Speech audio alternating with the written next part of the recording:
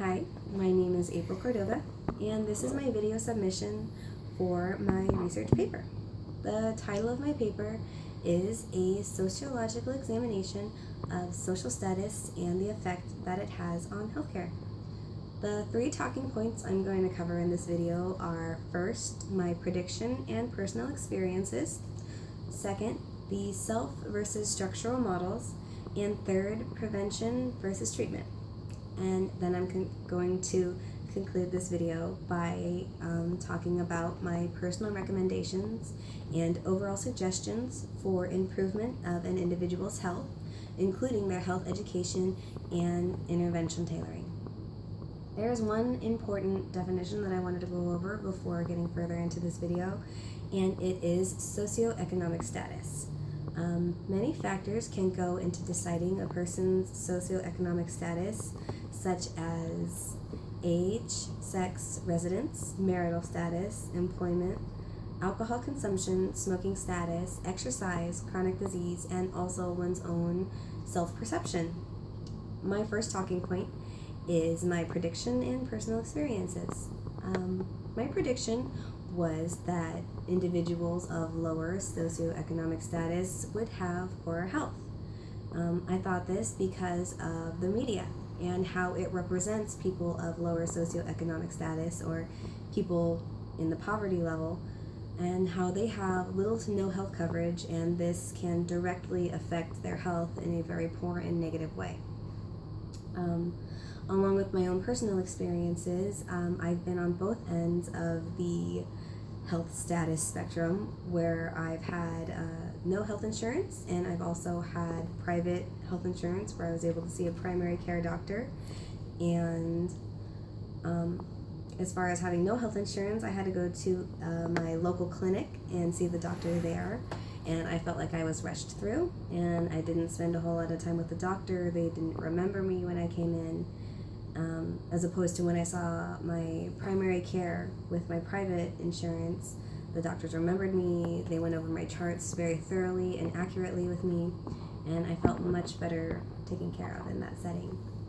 An example that I found after doing some research was in Stevens, Marcus, and Freiberg's article written in 2012, where they wrote that adults lower in social class status have higher rates of cancer, heart disease, hypertension, and upper respiratory disorders than do adults higher in social class status. They go on to indicate that lower class levels also have higher rates of infant mortality, pregnancy complications, and tuberculosis. Research demonstrates similar social class patterns for psychological well-being. Adults lower in social class status report lower subjective well-being and higher rates of depression and anxiety. So I feel like this example really clearly illustrates the disparity between these social classes and their health care, because the lower social class has a lot more severe healthcare issues. My second talking point is the self versus structural methods. The self method can be defined as an individual's behavior and how it is directly related to their own values, attributes, and their beliefs. An example of this is also from Stevens, Marcus, and Freiberg's article in 2012, where they wrote that people with lower levels of education attainment, a key indicator of social class, have worse decision-making abilities than people with higher levels of education attainment. They also found that individuals with lower decision-making abilities, those who are of low social economic status, are more likely to experience the types of negative life events, example, breaking a bone, that often result from poor decisions. So what this is basically saying is that personal choices and your upbringing have a great impact on your own personal health.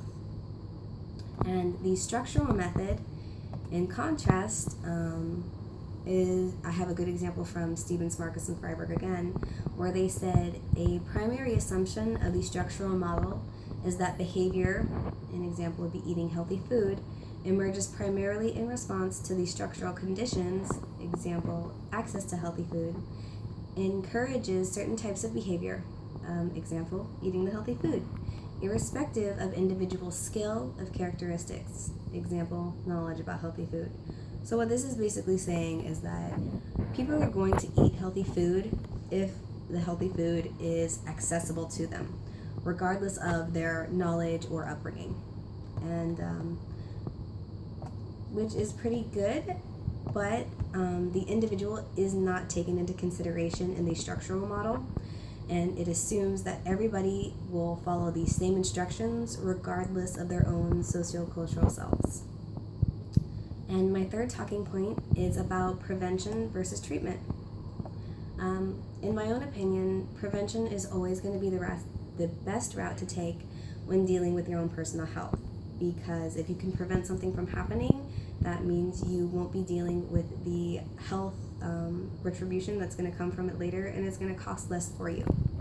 So Stevens, Marcus, and Freiberg wrote in 2012 that DARE, the Drug Abuse Resistance Education, assumes that resisting drugs requires teaching individual students the skills to stand up and resist peer pressure. But students in lower versus higher socioeconomic environments will have different degrees of exposure to drugs and different types of opportunities for taking them. As a result, people who live in environments where drug use is prevalent may find it harder to resist drug use by simply saying no.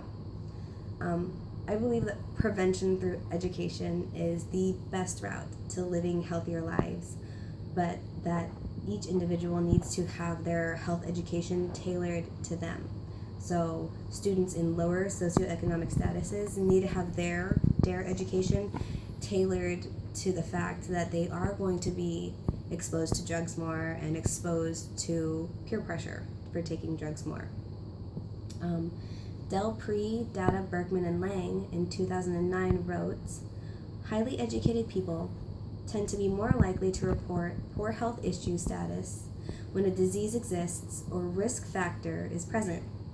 Thus, among highly educated people, those who reported good or very good self-rated health are less likely to have any disease or risk factors. So, essentially what they're saying is that people of higher socioeconomic status have better understandings of their own personal health, and they take greater advantage of the healthcare system that's available to them.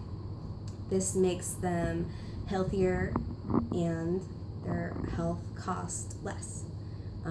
While individuals on the lower socioeconomic status don't always report a problem with their health, and this could lead to exacerbating any health troubles that they may be having, making their health decline and their cost of treatment increase. So, my conclusion to all of this, in my opinion, is that increased resources should be focused on preventative care, such as education and testing in areas of lower socioeconomic status. This not only gives people some autonomy and personal investment and control over their health, but in theory it should decrease healthcare costs by decreasing curative, restorative, and maintenance care by preventing diseases in the first place.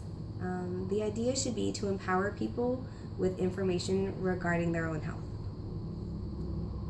Thank you.